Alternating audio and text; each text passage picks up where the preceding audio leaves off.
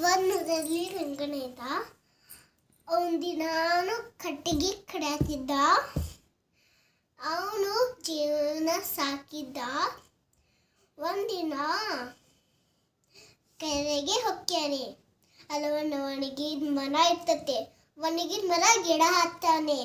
ಅವನು ಕಟ್ಟಿ ಕಟ್ಕೊಂತ ಇರ್ತಾನೆ. ಆಮೇಲೂ ಒಂದು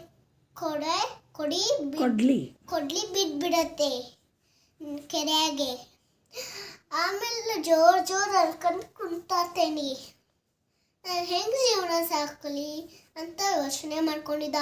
ಅಲ್ವಾ ಒಬ್ಬಳು ದೇವತೆ ಬಂದ್ಲು. ರಂಗಣ್ಣ ಯಾಕೆ ಕಳ್ತಾ ಇದೆಯಾ? ನನ್ನ ಕೊಡ್ಲಿ ಕೆರೆಯಾಗಿ ಬಿದ್ದುಬಿಡ್ತು. ನಾ ಹಿಂಗೆ ಏನು ಜೀವನ ಸಾಕಲಿ ಈಗ ಅಂತ ಹೇಳ್ಕೊಂಡಿದ್ದ. ತಡಿ ರಂಗಣ್ಣ, ನನ್ನ ನಿಂದು ಬ್ಯಾರೆದು ಕೊಡ್ಲಿತತ್ತೇನೆ ಅಂತ ಮುಳುಗಿದ್ಲು. ಆಮೇಲೆ ಬಂಗಾರದ ಕೊಡ್ಲಿ ತಂದ್ಲು. ಈರಲ್ಲೇನು ರಂಗಣ್ಣ, ಈರಲ್ಲ ನಂದು ಕೊಡ್ಲಿ, ಬ್ಯಾರೆದಿತ್ತು, ಕಬ್ಬಿಣದಿತ್ತು.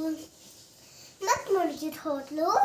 ಮತ್ತೆ ಬೆಳ್ಳಿ ತಂದ್ಲು. ಈಗ ನಿಂಗೆ ಕೊಡ್ಲಿ, ಈರಲ್ಲ ನಂದು ಬ್ಯಾರೆದಿತ್ತು. ಮತ್ತೆ ಮುಳುಗಿದ್ಲು. ಮತ್ತೆ ಅವಂದ ತಂದ್ಲು. ಈಗ ನಿಂಗೆ ಕೊಡ್ಲಿ ರಂಗಣ್ಣ ಅಂತ ಹೇಳಿದ್ಲು. ಈ ನಾನು ಕೊಡ್ಲಿ ನಾ ಇಸ್ಕೊಂಡ. ಮತ್ತು ಆಮೇಲೂ ಹೇಳಿದ್ಲು, ರಂಗಣ್ಣ ನೀವೆಷ್ಟು ಒಳ್ಳೆಯದಿಯಾ, ಮತ್ತು ಬೆಳ್ಳಿದ ಕೊಡ್ಲಿ ತಂದ್ರು ಒಳ್ಳೆ ಅಂತೀಯ, ಬಂಗಾರದ ಕೊಡ್ಲಿ ಒಳ್ಳೆ ಅಂತೀಯ, ನೀನು ಎಷ್ಟು ಭಾಳ ಜಾಣೆ ಅದಿ ಅಂತ ಹೇಳಿದ್ದು. ಮತ್ತು ಈ ಮೂರು ನೀನ